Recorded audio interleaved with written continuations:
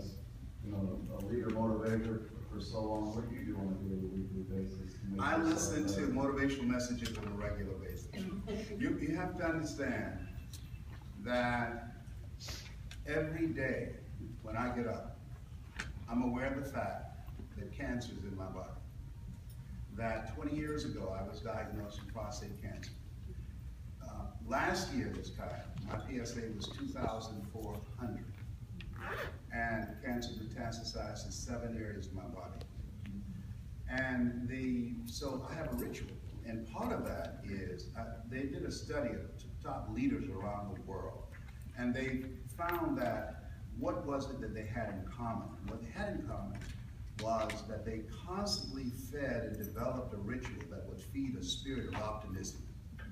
And so not only do I'm a vegan and I'm getting on your program to lose, that's why I said, send me all the products you have. My daughter took my products. She took you guys sent me some products and my youngest daughter took them, you know?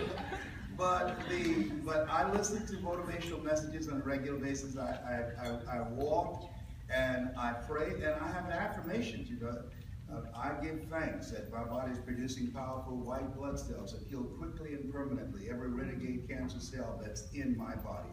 I give thanks that God is using me as an instrument to inspire and to move people to their greatness. And so I talk to myself and I listen to Jim Rohn and Zig Ziglar, and my kids have started creating programs. I'm listening to them now. I said, okay, y'all coming for the old man, all right? So I listen to positive things because television is not good for our mental health.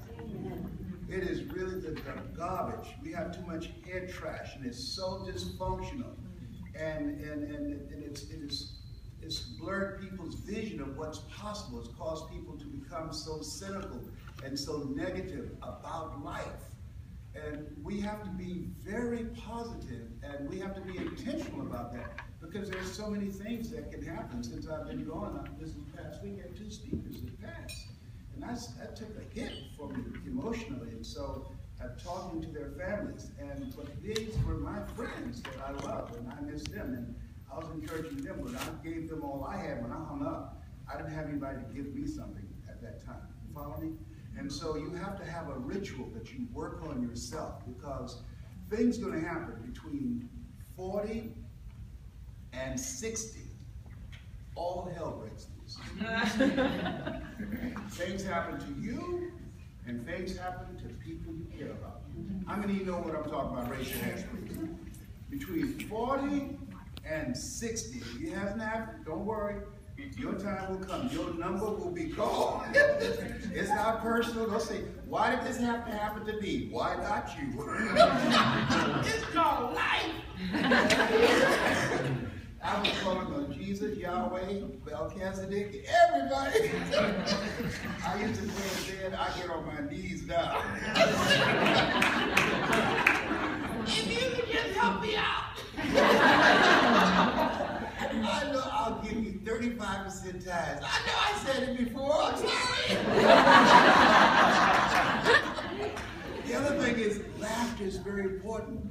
It empowers your immune system. So I laugh a lot. I study psychoneuroimmunology, and it talks about laughter, optimism, and being mindful of the words that you speak and the words that you allow to come in. Words affect the way, there's a book down talking about how words affect the brain, how the brain works. So when I speak, I'm being strategic and experiential. Strategic in how I use the story to dismantle the thinking and the story that the people in that audience have. And then to create an experience. Oliver Wendell Holmes says that once a man or woman's mind has been expanded with an idea, concept, or experience, it can never be satisfied to going back to where it was. When I was in Hong Kong, 85% of the people in the audience couldn't understand me. But at the end of my presentation, they were saying, I'm hungry. I'm hungry. I'm so hungry. Because the emotions transcends language and culture. And so people feel you, and as leaders, it's very important that leaders take the time to become strategic, experiential storytellers. How to take a story, like when I listened to Deborah just then and said that one sip, how many of you responded to that? That one sip, it can change your life. And so that I've trained myself, I've trained my kids and others how to pick something that can be the common ground. Write that down, the common ground. As leaders, when you're communicating, your goal is to create the common ground so people can identify with you. So when I said last night, I said, you know, my goal was, my first goal was to buy my mother a home. Then I asked a strategic question. I said, how many of you have someone that you'd like to do something special for? Raise your hands, right? So what I'm doing now strategically is creating identification. As a speaker, you want to create identification with your audience. So people, and they will start thinking about someone that they want to do something special for.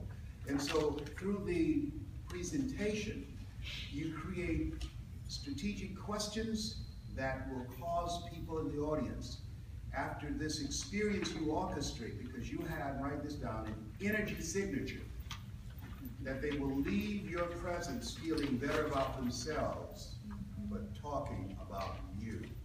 Awesome. Does that make sense? Yes. How many would like to learn how to do that? It's really very fascinating and it's fun.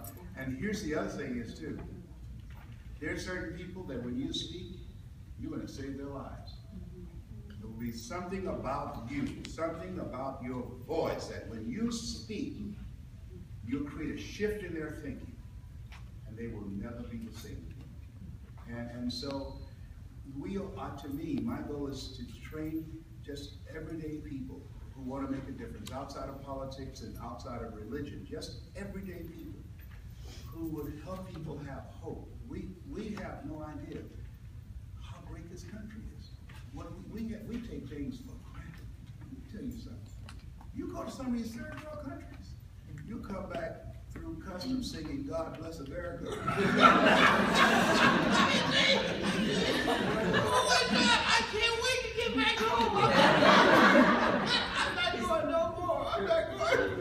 I tell you, I don't see the God working overtime. So anyhow, so the thing is, and as leaders, being able to communicate with people and do three-dimensional speaking, where you expand the mind, change how they see themselves, touch the heart, and ignite their spirit, where they leave your presence saying, I'm going to do this.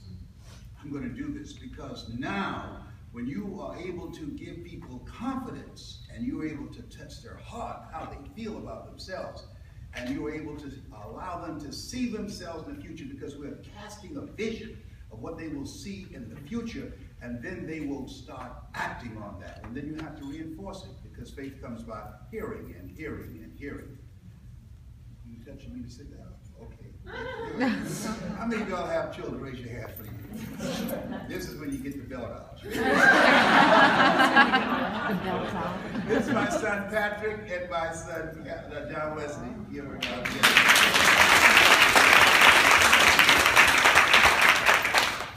Wes, on behalf of the company and all of our ambassadors, you definitely touched the plexus arts this week. Yeah. So we appreciate it.